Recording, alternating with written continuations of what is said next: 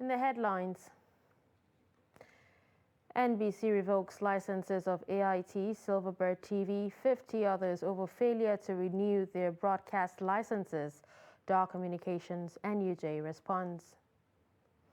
Abuja Kaduna train abductors release oldest victim, daughter, and 2 others. Flood destroys 1,750 hectares of farmlands, displaces 183 households in Adamawa State. And on the foreign scene, 14 civilians killed, dozens injured in northern Syria marketplace missile attack. Hello and welcome to Trust News Updates. I'm Dashan Hussaina Usman.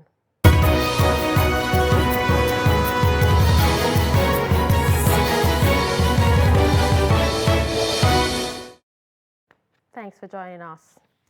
National Broadcasting Commission has revoked the broadcast licenses of Silverbird TV, AIT, Ray Power FM, and Rhythm FM, among others, over failure to renew their broadcast licenses amounting to 2.66 billion naira. Director General NBC Balarabe Shehu Ilela made the disclosure during a press conference at the Commission's headquarters in Abuja. The report.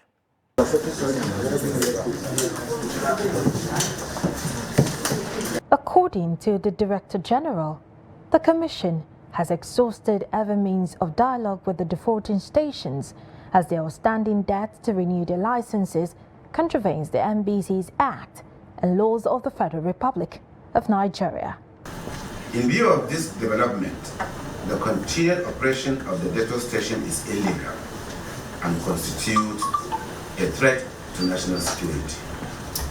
Therefore, after due consideration, the National Broadcasting Corporation (NBC) hereby announces the revocation of the license of the underlisted debtors and are hereby given 24 hours to shut down their stations or operations. Ilela said the Commission's officers nationwide is directed to work with security agents to ensure that defaulting stations are shut down within 24 hours.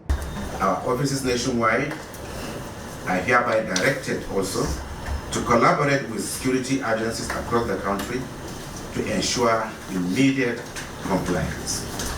If you want your license to be taken back to you, simply come and register with NBC again. Follow the process and get your license back. That's all. The Commission also called on Internet Protocol Television to register appropriately, while stressing that this action of the Commission has no political undertone. Martia Umar, Trust TV News, Abuja. The Nigerian Union of Journalists has described the decision by the National Broadcasting Commission to revoke the licenses of 52 broadcast stations nationwide over indebtedness to the Commission as ill-advised and hasty. A statement by the national president of the union, Chris Isiguzo, insists that the action is ill-timed and reckless, despite NBC's claim that the clampdown had no political undertone. He noted that the revocation of licenses at this critical time of insecurity in the country appears to be a decision taken without careful prior deliberation, consultation, or counsel. Isiguzo, while regretting the inability of the affected broadcast stations to fulfill their obligations to the NBC in view of dwindling resources, called on the NBC to exercise more restraint in consideration of national security and allow for more dialogue and consultation to find a better way of dealing with the situation. In the same vein, Dar Communications PLC, the parent company of African Independent Television AIT and Ray Power Networks, has said that it is in talks with the NBC to resolve its license issue. Dar Communications, in a terse statement on Friday, signed by AIT editor Teve Tiev, assured members of the public that the company was engaging with the NBC to resolve the issue. On insecurity, officers of the Katsina State Police Command have rescued 2 men from terrorists at Wapa village in Kurfi local government area of the state after a fierce gun duel. The police said the terrorists, numbering up to 24, invaded the village few minutes after midnight and abducted the men. The command spokesman, SP Gambo Isa, who confirmed the incident, revealed that the police officers received a distress call on the invasion, following which they mobilized to the village to engage the terrorists, where many of them were believed to have been killed in the encounter. The commissioner urged residents in the state to always cooperate with security agencies in the current campaigns against terrorists and other criminals. Still on insecurity, a lawyer has been reportedly shot dead by a known gunman at the Gusau bypass. The victim, Barrister Benedict Azza, who was killed on Thursday night, is the principal associate of Benedict Tonji Legal Practitioners, Gusau in Zamfara State. Sources within the area say the gunman wanted to kidnap the victim in his residence at Saminaka area behind Federal Road Safety Corps bypass in the Gusau metropolis, but he was able to escape with his car. The gunmen later chased the lawyer to the express road where they shot him. Meanwhile, chairman of the Nigerian Bar Association, Zamfara State Branch, Barrister Junaidu Abubakar, has confirmed the incident. The Zamfara State Police Command, while confirming the incident, said the police have since commenced discreet investigation to unravel those behind the incident with a view to apprehend the perpetrators and make them face justice. The National Emergency Management Agency says floods has destroyed 1,750 hectares of farmlands and displaced 183 households in Numan local government area of Adamawa State. Head of Operations NEMA, Adamawa and Taraba, Ladan Ayuba, made this known in an interview in Yola on Friday. He said most of the affected farmlands were areas where rice was being cultivated in commercial quantity. He said the agency conducted an on-the-spot assessment in the affected communities and will soon provide relief packages to the victims, adding that food and clothing have been provided to the victims as a temporary relief measure. The police in Lagos State have confirmed the death of 2 persons in the Thursday stampede that occurred at the Comfort Life Mission International Church in the Katun area of the state. The public relations officer of the State Police Command, Benjamin Hundeyin, identified the deceased persons as a woman and her daughter. A nurse at the Delicate Hospital and Maternity Center, where the injured members of the congregation were rushed to, also confirmed that the 2 persons were brought in dead. Meanwhile, the Lagos state government on Friday seals the premises of the church situated on 1315 Ewenla Street, Ikotun. You're watching Trust News Update. Coming up after the break. Booming business activities in Guru Market. Do stay with us.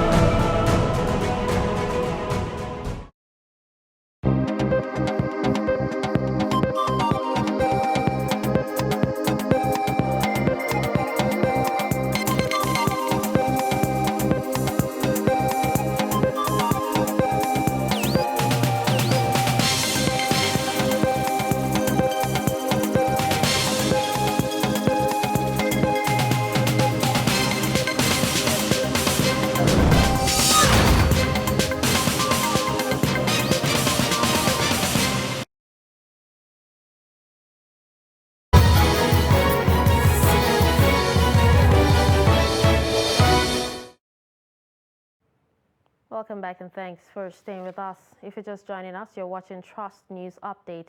Here's a recap of some of our top stories. We told you that NBC revokes licenses of AIT, Silverbird TV, 50 others over failure to renew their broadcast licenses. Dar Communications NUJ responds.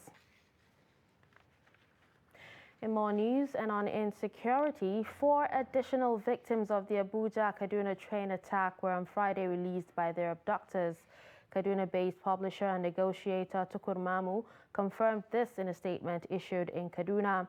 Among those released is the oldest victim, a grandmother of 90 years, Halimatu Atta, and her 53-year-old daughter.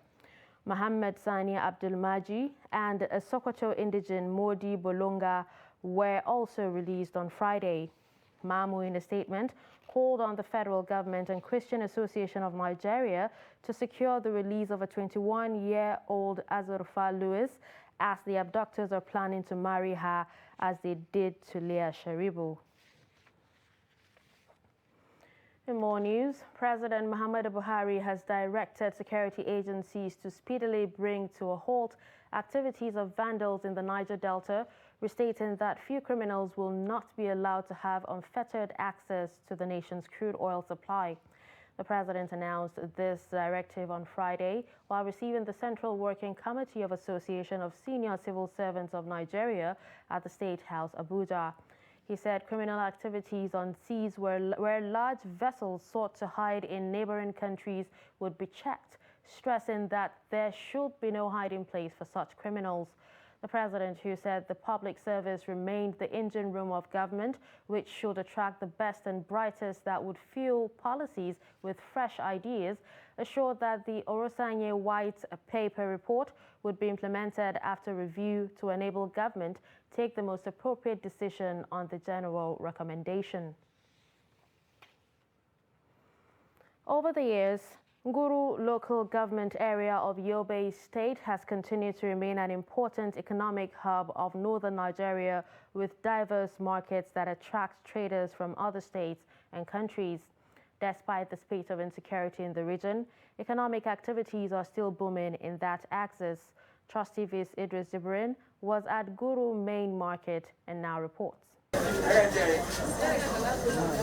Inside Guru Main Markets, traders from different parts of northern Nigeria are trooping in for business. Goods of different types hangs on plain sight waiting to be purchased. Clearly, business is booming here, but traders say there are challenges. The issue of business these days is honestly not like before. We really need capital because things are tough in this country. People are suffering in their own homeland. Guru is among the most important economic hub of Nigeria's northeastern region. Its popular cattle market, centuries-old train station, and the viability of the town all tells a story of how merchants from around the country are trading here daily. Kasuwar Guru akalla za ta kai shekara 80 tana cin kasuwa a wannan guri.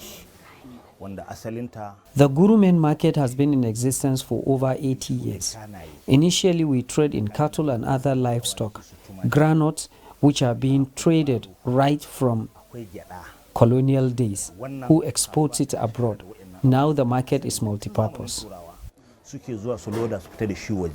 For centuries, traders from all over northern Nigeria and Niger Republic do come here to trade on daily basis, effectively creating jobs for the locals.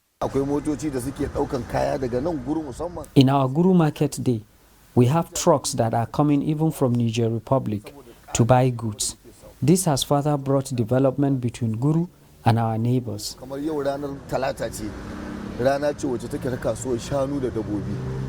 To further enhance businesses and boost the economy, Yobe State government is constructing these ultra-modern markets, hoping to relocate traders from the Guru Main Market. Because of the enhanced businesses in Guru, our able governor constructed an ultra-modern market for us, which will be commissioned very soon. We also have one of the largest livestock market in Nigeria. ba za mu ce ma dai a duniya ba, Afirka. As peace and stability continue to improve across Yobe State, traders in Guru local government hopes that investment opportunity will significantly improve. Idris Jibrin, Trust TV News, Yobe.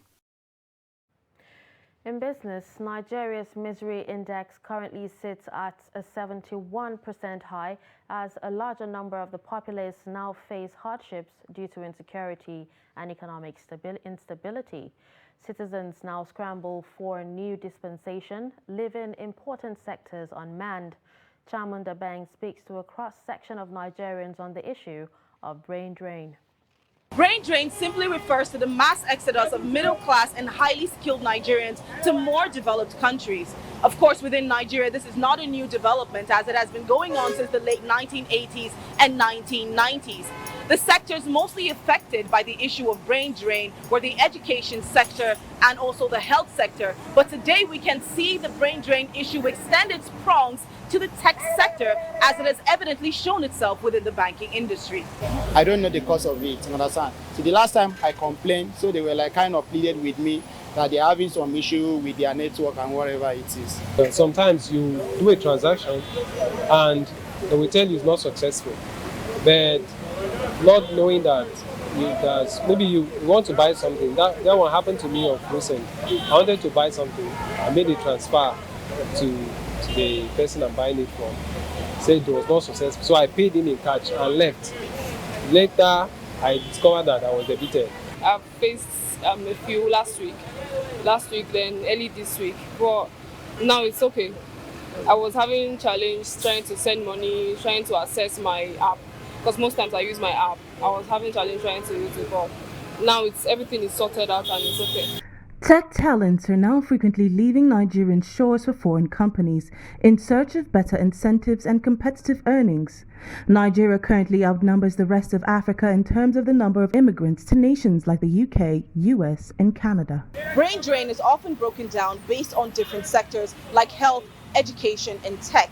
But today, the case seems to be quite different as the high rate of inflation, unemployment, poor infrastructure, insecurity, and poor governmental structures have continued to push more Nigerians to seek greener pastures in more developed countries. We speak to Nigerians to find out if they had the chance to leave the country themselves, would they take it and why? I know there is no place like home. Everybody knows that. Because even if I'm traveling out now, I leave this nation to another nation, I believe that I can never have the freedom that I'm having here right now. You understand? That is one thing I also need to consider again. I have many things to do that the society, the situation of the country is not making it to come to fulfillment. So if I believe that if I get to an enabling society, the actualization of those things will become very easy. Me, myself, if I get a chance, I will leave this country, honestly. Everybody wants to leave this country. Everybody's just waiting for that opportunity. And they will leave this country. And I don't blame them. For me, I love my country and I don't think, I believe there are better opportunities here. You take, for example, in US, you can be making millions and then they're using taxes to collect back that money. Many believe if swift action is not taken, Nigeria will continue to suffer losses in tax, human capital, innovation, which will only further delay Nigeria's economic growth. Chamun Dabeng, Trust TV News, Abuja. We'll be back after this break.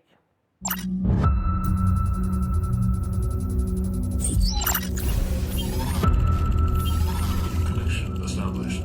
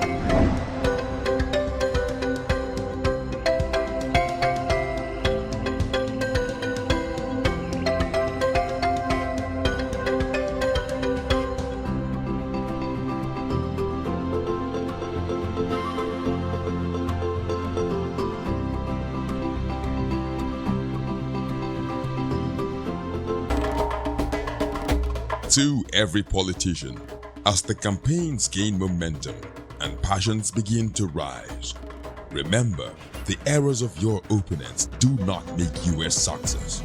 Do not run down your opponent and inflame passions to violence between and among your supporters. What counts is what you plan to do for the electorate and how you intend to relieve the sufferings and bring succor. Nigeria is in dire need of patriotic leaders at all levels, leaders who will make national development their priority. Concentrate on telling the electorate what you intend to do when you get into office. Focus on making your vision clear to the electorate. Don't engage in verbal abuses, fake news or speeches. Keep dealing with issues that will bring progress. You win the hearts and minds of the people by being above board, by being civil, patriotic, and showing empathy. Let's join hands to make the 2023 elections peaceful. A message from the National Orientation Agency.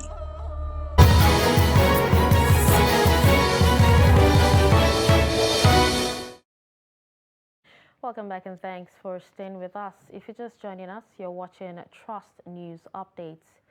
Still on business, the National Bureau of Statistics report reveals that the average retail price paid by consumers for premium motor spirit, known as petrol, has increased to 190 naira in July 2022. The report said it indicated a 14.53% increase when compared to the value recorded in June 2021 at 165 naira 91 kobo. Similarly, the report also reveals that on a year-on-year basis, the average retail price per litre of household kerosene has increased by 98 naira 76%, 98.76%, I beg your pardon, in July 2022. The report said on a month-on-month basis, there was a 3.68% increase of the product in July 2022 at 789 naira 75 kobo compared to 761 naira 69 kobo recorded in June 2022. On the foreign scene, opposition War Monitor and a paramedic group said that 14 civilians have been killed and dozens of others wounded when a rocket attack hit the town of Al-Bab in northern Syria. The opposition's Syrian Civil Defense, also known as White Helmets, said 5 children were among those killed and that the number of those wounded stands at 30. The attack in the town, which is held by Turkey-backed opposition fighters in the northeastern countryside of Aleppo, came days after an air attack killed Syrian troops and United States-backed Kurdish fighters in Aleppo. The Syrian government blamed Turkey for the attack. Syrian Observatory for Human Rights said that Syrian government forces had carried out Friday's attack in retaliation for the Turkish raid. Meanwhile, activists in Al-Bab had been planning a protest after Muslim midday prayers on Friday to denounce recent comments by Turkey calling for reconciliation between the Syrian government and the opposition. In a statement distributed to the media after Friday's attack, the activists cancelled the demonstration over fear of further violence. And finally, in sports, Japan's Rui Hachimura and France's Kylian Hayes will have the chance to play before their home nation fans with the NBA Global Games resuming next month after a 2-year layoff due to COVID-19 pandemic. Preseason contests are set for Japan and Abu Dhabi, while Paris and Mexico City will host regular season games as the NBA, with nearly 70% of social media followers from outside the United States, sends superstars to thrill its worldwide audience. Though NBA game telecasts are already viewed by fans in 214 nations and in more than 50 languages last season, Tatum says the return to live games overseas is an important part of their business strategy. And with this, we've come to the end of Trust News Update. Don't forget to follow us across all our social media platforms. I'm Dashin Husseina Usman. Thanks for watching.